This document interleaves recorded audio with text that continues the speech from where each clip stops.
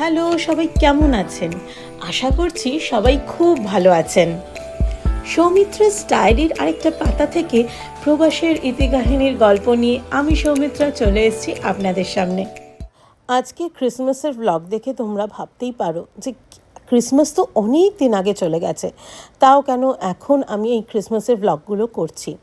এই ব্লগগুলো যখন শ্যুট করেছিলাম আমি ভেবেছিলামই পরপর আমি এডিট করে দিতে থাকবো, কিন্তু আমার ছোট্ট বাচ্চাটা দিন দিন যত বড় হচ্ছে তত দুরন্ত হচ্ছে, আর তার সাথে আনুষাঙ্গিক প্রচুর কাজকর্ম থাকছে, সেগুলোকে আমরা সামলে আমার এই ছোট্ট চ্যানেলটাকে দাঁড় করানোর চেষ্টা করছি। আর এই যে এত সুন্দর সুন্দর জায়গা আমরা ঘুরে বেরিয়েছি, সেইগুলো তোমাদের সাথে শেয়ার করার জন্যই তো শ্যুট করেছি। এখন যদি এইগুলো আমি ব্লগের মাধ্যমে তোমাদের সাথে শেয়ার না করতে পারলে সত্যি আমার খুব খারাপ লাগবে। তাই আমি আশা করছি আমার এই খামতিটিকে মার্জনা করে আপনারা এতদিন যেভাবে পাশে ছিলেন আগামী দিনেও আমার পাশে থাকবেন। আজকে আমি আপনাদের ঘুরে দেখাবো ক্রিসমাসের সময় যে গেলর টেক্সান্স সেজে ওঠে, সেই তার চার দিকটা আমরা আজকে ঘুরে দেখব আর সেগুলোই আপনার সাথে শেয়ার করব। সত্যি কথা বলছি, রিসর্টটা এত সুন্দর, সারাটা দিন এখানে এসে টাইম কাটিয়ে নেওয়া যাবে। এখন আদি রক ক্লাইম্বিং করার চেষ্টা করছে, একজন পাহাড়ে চড়ছে, একজন পাহাড়ের ওপর উঠে বসে আছে।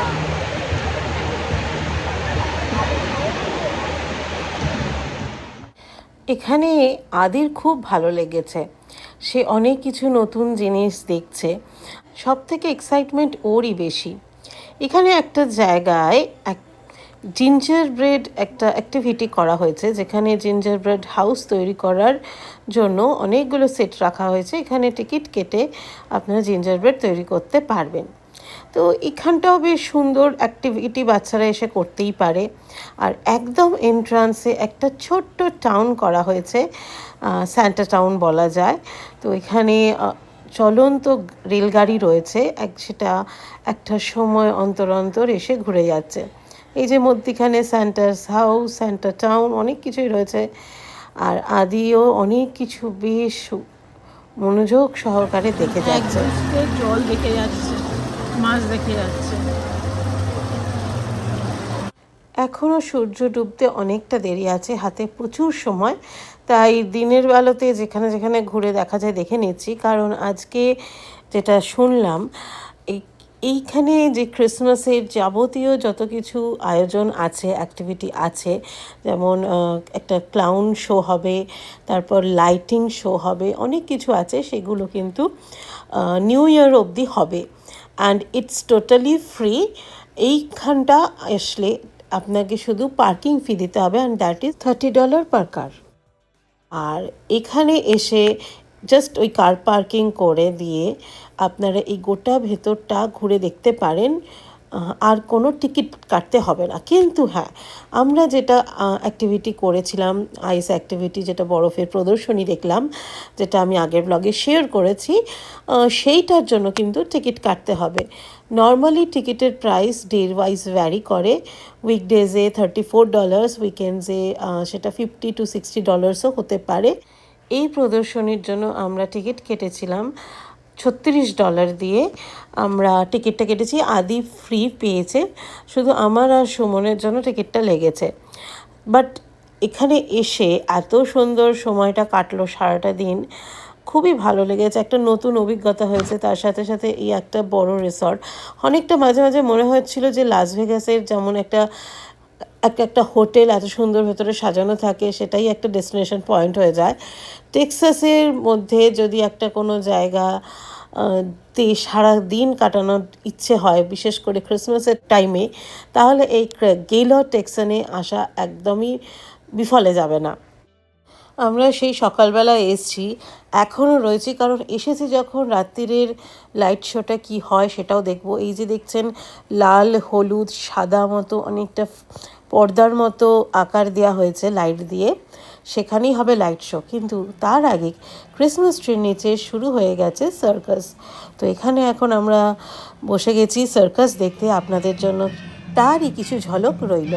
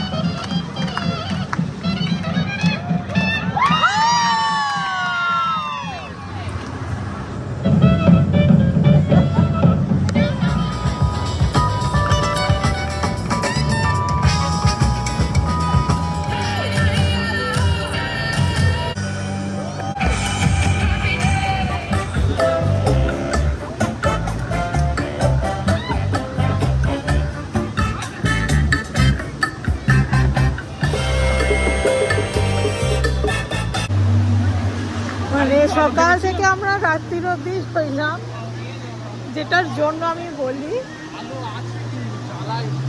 এই যে ক্রিসমাস ভিলেজটা আছে যেটা তৈরি করেছে, আমরা ভাবলাম সকালে এসছি, রাত্রিরে হয়তো আলো জ্বলবে। তো এই যে মডার্ন হাউস, অ্যাকচুয়ালি যেটা মনে হচ্ছে এই বাড়িগুলোয় আলো জ্বলছে। যত পিছনের দিকে যাচ্ছি আলো নেই, মানে আমি দেখাই আলো নেই। এটা এক একটা জেনারেশন আর কি, এখানটা দেখলে বোঝা যাচ্ছে যে আস্তে আস্তে বাড়ি হয়তো চেঞ্জ হচ্ছে। ওখানটা পুরো সান্তাস ক্রিসমাস ট্রি সান্তাস ভিলেজের মতো আছে। ইচ্ছা ছিল যে এই জায়গাটা কীরকম লাগে আলোতে, ভালোই লাগছে, খারাপ না। এই একটা কারণে আমরা সকাল থেকে এসে বিকেল অবধি ছিলাম। তো এখানে পার্কিং টিকিট 30 টাকা, আমি আগেও বলেছি, আমি যদি না বলে থাকি তাই আরেকবার রিপিট করে দিলাম। আর এখানে আসলে অবশ্যই আগে থাকতে একটু হাতে সময় নিয়ে আসতে হবে, কারণ পার্কিং ফুল থাকে এই সময়। এখানে আজকে নিয়ে এবার আমরা বেরোই নাকি, চলো। ঘড়িতে বাজে 6টা, আধ ঘন্টা বসে লাইট শোটা দেখে গেলাম, কারণ 6:30 থেকেই লাইট শো হয়েছিল। একটা জায়গায় বসে অনেকক্ষণ ধরে হাঁটাহাঁটি করছি, আর পাচ্ছি না, আমরা বসে গেছি। আর ওই যে চারদিকে লাইট শো হতে থাকছে, এটা কতক্ষণ হবে জানি না, এটাই আমরা দেখছি, আর আপনারাও দেখতে থাকুন।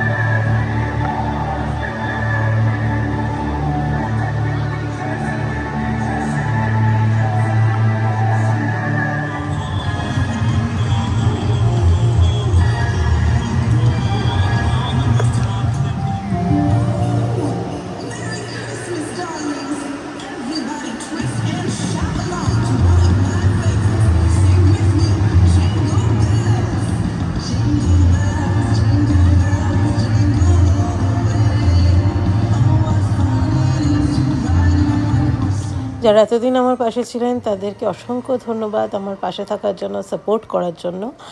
আর যারা নতুন আমার চ্যানেলটা দেখছেন তাদেরকে বলবো, চ্যানেলটা ভালো লাগলে, ব্লগটা ভালো লাগলে অবশ্যই একবার সাবস্ক্রাইব বাটনটা প্রেস করে দেবেন, আর লাইক বাটনটা তো অবশ্যই প্রেস করবেন, আর কমেন্ট করে জানাবেন আপনাদের কেমন লাগলো। ভাই দেবে যাচ্ছেন কোথায়? ব্লগটা শেষ হওয়ার আগে একবার রেইনডিয়ারকে দেখবেন না? চলুন, ওই ক্রিসমাস ট্রির সামনেই দাঁড়িয়ে রয়েছে reindeer.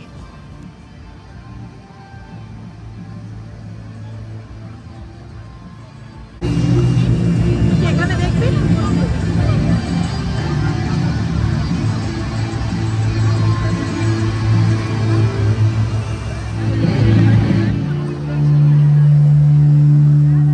Can you take the video?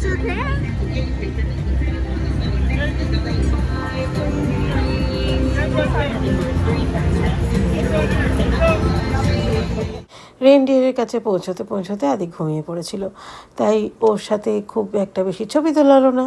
এরপর আমাদের বাড়ি যাওয়ার পালা। তাহলে চলুন আজকের জন্য ব্লগটা এখানেই এন্ড করছি। দেখা হচ্ছে খুব শিগগিরই পরের ব্লগে।